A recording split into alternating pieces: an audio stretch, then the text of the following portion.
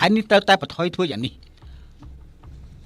ប៉ុន្តែជួបលទ្ធផលបែបនេះគឺជាវិធីល្អមួយយ៉ាងដែរកំរិនយើងត្រូវសម្រាប់ឯងប្រអម្ចាស់យ៉ាងបរិជបជួយផងឆាប់សិនអីចិនឯងចង់ធ្វើបាបគ្រួសារយើងទាំងមូលសម្រាប់មនុស្សគ្មានមូលហេតុច្បាប់មិនអត់ឲ្យទេយ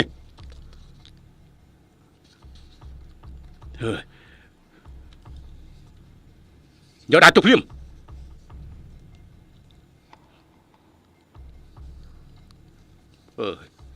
ហើយបាទហើយបើរាជបុត្រសុំទៅវិញមុនដែរប្រម្ចាស់យ៉ាង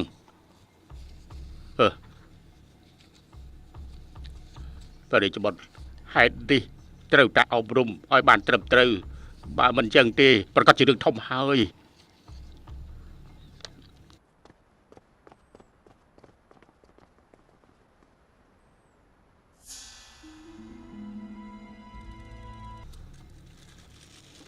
អ្នកដែលចង់បានឋានៈជាព្រះរាជបុត្រច្រើនណាស់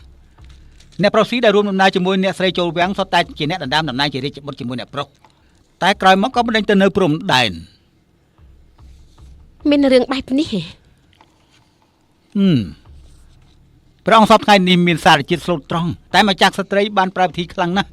ថែមទាំងមានក្រុមអំណាចចាក់គ្រឹះរឹងមាំធ្វើឲ្យគេទាមទារឲ្យព្រះរាជបុត្រស្ដាប់តាមបញ្ជាឲ្យ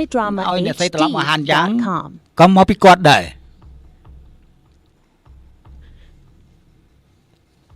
ខ្ញុំនឹងអ៊ីងចិននៅនគរចៅក៏ត្រូវគេធ្វើបាបមកដល់នគរឈិងហេតុអីក៏មានមនុស្សធ្វើបាបដែរចាប់ពីពេលនេះទៅខ្ញុំមិនអោយអ៊ីងចិនលំបាកទៀតទេម្ចាស់ក្សត្រីនេះបើសិនជាហ៊ានធ្វើអីចំពោះពួកយើងក៏មិនចេះគួរសមដែរដើម្បីអ្នកស្រីនឹងអ្នកប្រុសអ៊ីងចិន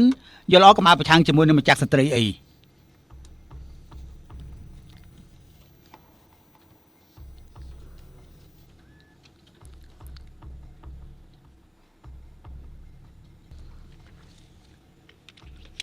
ទោះជាយ៉ាងណាក៏ដោយអ៊ីងចិននៅហានយ៉ាងក្រៅពីព្រះរាជបុត្រស្គាល់តែលោកម្នាក់ប៉ុណ្ណោះកាលនោះគឺលោកបញ្ជូនខ្ញុំនឹងព្រះរាជបុត្រចេញពីទីនោះដែរ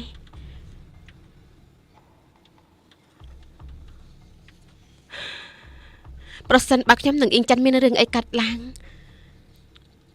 លោកត្រូវតែជួយកុំខានបាន